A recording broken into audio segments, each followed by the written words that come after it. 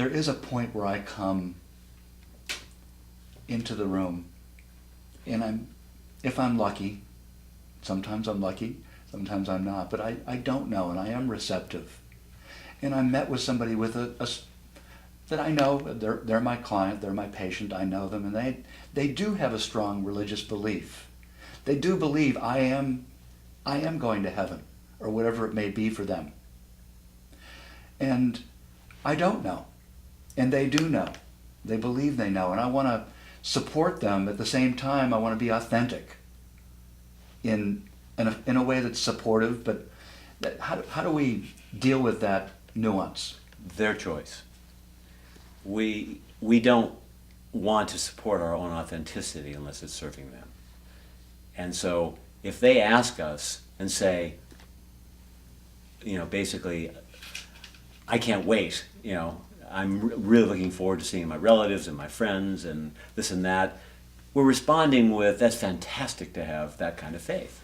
It's wonderful. It's like it's really just such a gift to have that kind of faith.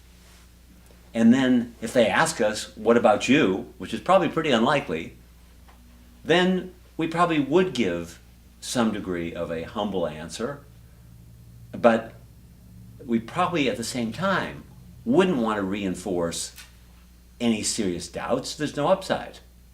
So we would probably give a very understated version of where we are and say, in some implicit suggestion, that I'm not sure I would want to trade my belief for yours because it sounds like you already have a clear vision. So we need to be comfortable with being in a subordinate role when we have a sense that it's not really going to support their well-being and their transition. And you know what? They might know. Our not knowing really supports the idea that their knowing might be right. So we're at peace with that realization. That's a very important point. Yeah. Tell me more about that point.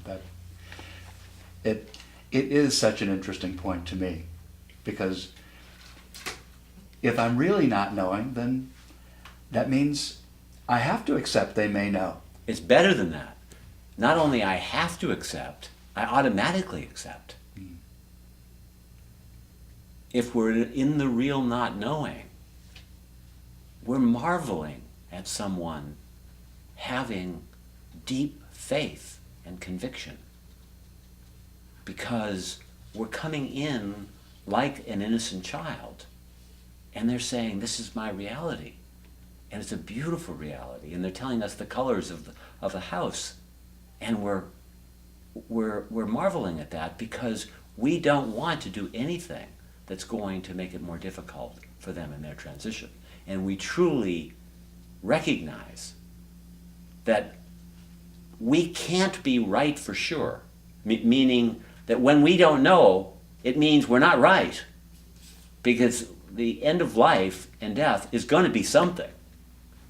And in our state of not knowing, either there's going to be reincarnation, or there's going to be going to heaven, or there's going to be dust, or there's going to be some unknown thing that we can't even conceive of. But we don't know, which means we want to bless everything, as long as it's supporting some form of dignity in the eyes of the person that is dying. And that's what the beauty is.